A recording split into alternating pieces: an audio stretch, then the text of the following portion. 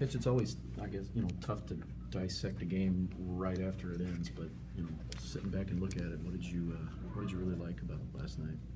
Well, I think it's the same as the last 3 games. We've loved the effort, worked really hard. Moving forward, if we can eliminate the easy odd man rushes and the freebies that we're giving up, then and continue with that effort, that's going to be a good sign for us. We want to try to eliminate these breakaways and 2-on-1s. So from an awareness standpoint, if we can clean up that and continue with the same effort, not put so much pressure on our goalies to make big saves, that's going to be advantageous. We want teams to earn their scoring chances and not us give them up. So some of it is it's not effort based, it's awareness based, and if we can increase our awareness and continue with our hard work and our determination, then I like where we're at right now. Are there milestone moments that you can identify in Jake's progress this season? Not really. I think it's like anything else. When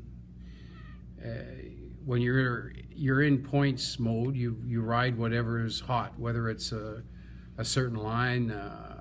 It's like his situation is no different than Gotch's line situation.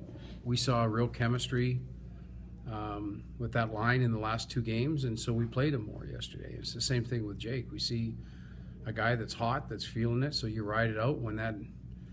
Whenever that runs out, then you go a different direction. You're looking to get points at this time of year. I think during the season there's more of a long-term plan, but when you get into that 30-day mode where there's 30 days left, it's whatever's going. Like sometimes it's different people. I don't think even Marcel's line expected to play as much as they played yesterday 5-on-5, but they were playing so well, we just kept going with them. And I think it's the same as Jake. We saw a guy that's hot right now, so you ride it, and then when that if that changes, then you use L's. So it's nice to have options. I mean, that's what we've got right now, is we've got options, so let's use them. Did you expect Bortuzzo to be available in the next 3 games? He's not going to play tomorrow, and then we'll see from there. What did you see there? It looked like he tried to lay a check, missed it, and kind of, I know you're not going to give him the injury. But yeah. It's pre-existing, okay. so it's not that incident. It's pre-existing. What have you seen from Ratty since he's come up this time around? Quickness in small spaces, which is a big change. Big improvement from what? Yeah, he's confident in small spaces. We've always felt like he's, for a skilled player, he's good on the boards, but now he's getting to pucks that there was some thinking involved, very similar to where Yaskin was at. Things needed to register first before he moved his feet. Now he's anticipating and playing with instincts, and that's where Ratty's at.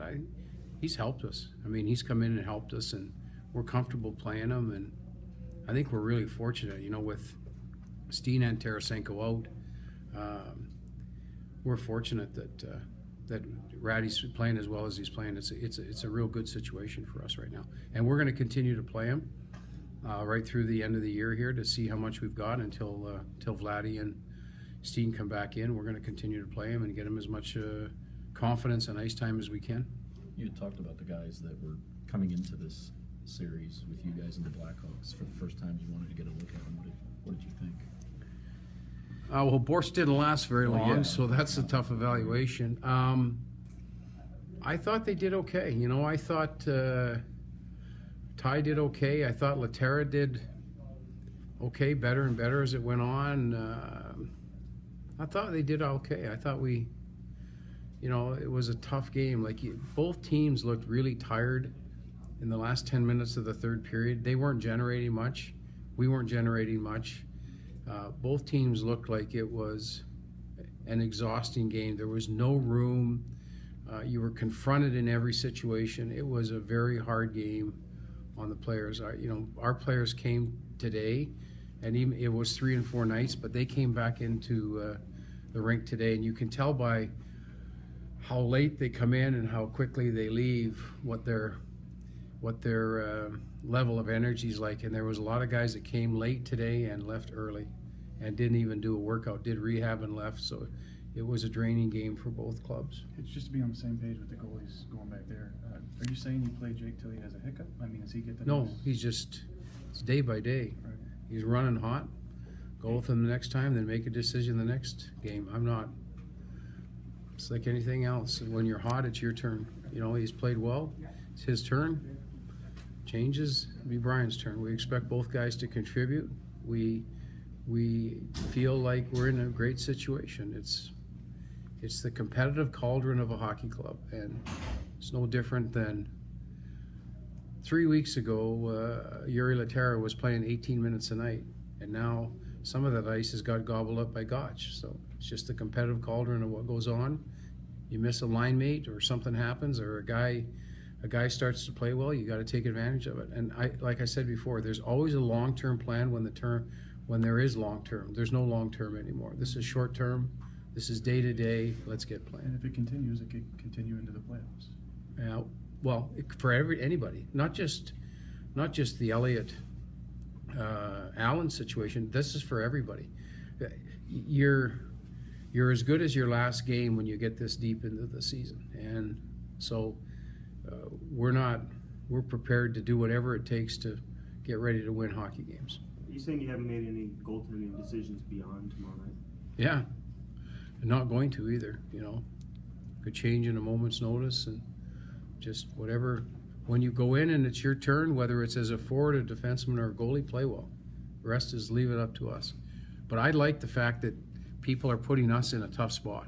It's great because that's the internal competition within a team that makes a team better. That's what we've needed all year, and we're starting to get it. That's good stuff. What's your evaluation of Elliott here lately? I think he has 1 win in his last 6. I don't look at that. He saved our bacon so many times this year because we were loose as heck, and he saved us, and look what he did. You know, he would have liked to have probably had maybe 1 or 2 back out of Dallas, but look what he did in the third period.